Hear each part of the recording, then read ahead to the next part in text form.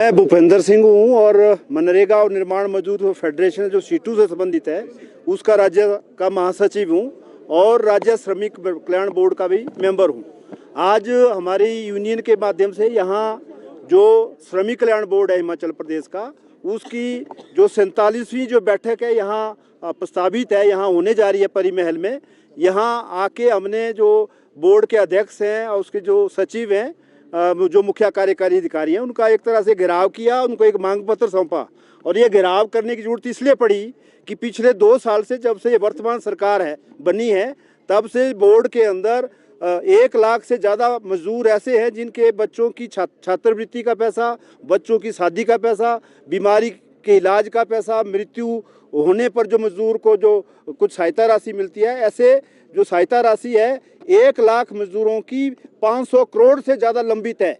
और बड़े दुख की बात है कि बार बार 2 साल से जब से बोर्ड बना है, आज उसकी 7वीं मीटिंग हम अटेंड करने जा रहे हैं, मगर बार बार मुद्दा मीटिंग में उठाने से निर्णय होने के बाद भी वो लागू नहीं हो रहा है। इसलिए मजबूरन आज हमारी जो यूनियन है, जो राज्यव्यापी यूनियन है, उसने ये निर्णय लिया था कि आज मीटिंग के बाहर प्रदर्शन किया जाएगा, बोर्ड के अध्यक्ष और सचिव का घेराव किया जाएगा, जो किया। और उन्होंने अभी आश्वासन दिया है कि वो 31 मार्च तक जितने 1 लाख मजदूर जो अभी जिनका वित्तीय लाभ पेंडिंग पड़े हैं उसका 50% जारी करेंगे।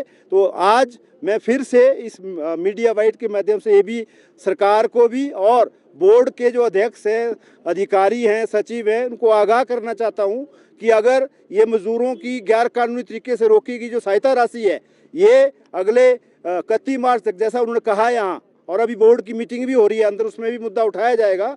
तो आने वाले समय में जो CITU है, जो मजदूर संगठन है हमारा निर्माण मजदूरों का, ये बहुत बड़ा जो आंदोलन है फिर विधानसभा के बाहर जो है वो मार्च के अंदर करेगा, विधानसभा सत्र के माध्यम से, और सरकार की ये जो मजदूर विरोधी नीतियां हैं इनको उजागर करेगा, इनका पर्दाफाश करेगा। धन्यवाद।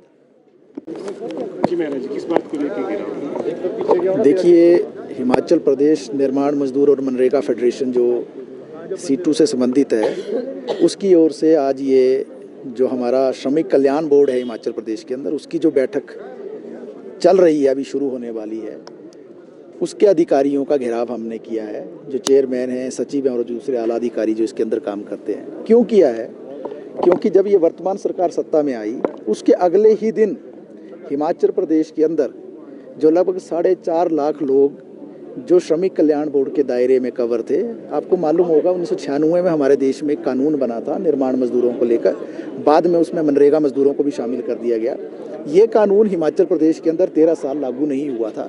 तो हमारी ही यूनियन सीटू जो है माननीय उच्च न्यायालय पहुंची और वहाँ जो है हमने एक केस दायर किया और माननीय उच्च न्यायालय ने निर्णय दिया कि एक श्रमिक कल्याण बोर्ड जो है लाखों मजदूरों के लिए हिमाचल प्रदेश के अंदर बनना चाहिए, जो पूरे देश के अंदर एक कानून बना था उसके अंतर्गत।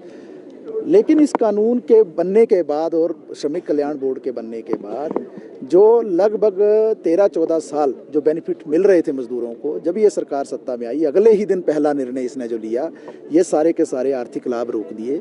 ये मजदूर कौन है? ये सबसे गरीब मजदूर हैं। और इसलिए जो है इस श्रमिक कल्याण बोर्ड के अंतर्गत जो मजदूर रजिस्टर्ड होता है, पंजीकृत होता है, उसके बच्चों के लिए स्कॉलरशिप का प्रावधान है।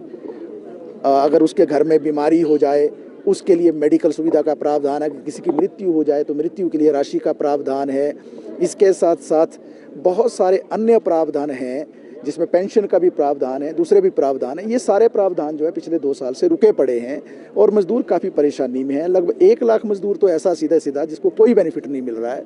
और मीटिंग पर मीटिंग होती है, हर मीटिंग में चर्चा होती है, लेकिन मीटिंग के बाद कोई निचोड़ नहीं निकलता है, कोई उसका हल नहीं निकलता है, जिसके कारण जो है मजदूर काफ़ी दिक्कत में। इसीलिए आज आक्रोश था मजदूरों में, गुस्सा था। और आज ये जो बैठक परी महल में शुरू होने वाली है, उसके पहले ही एक निर्णय लिया था सीटू की यूनियन ने कि हम अधिकारियों का घेराव करेंगे, और इसीलिए अधिकारियों का घेराव किया है। हम सीधे रूप में ये कहना चाहते हैं कि जो पंजीकरण की प्रक्रिया उसको सरल किया जाना चाहिए। जो ऑलरेडी पंजीकृत मजदूर हैं उनके आर्थिक लाभ जो बहाल किए जाने चाहिए। जो KYC का मुद्दा आ रहा है उसका सरलीकरण होना चाहिए। और जो बहुत सारी कॉम्प्लेक्सिटीज़ पैदा कर दी गई है, बहुत सारा कठिन बना दिया गया है प्रोसेस को, उसका सरलीकरण होना चाहिए।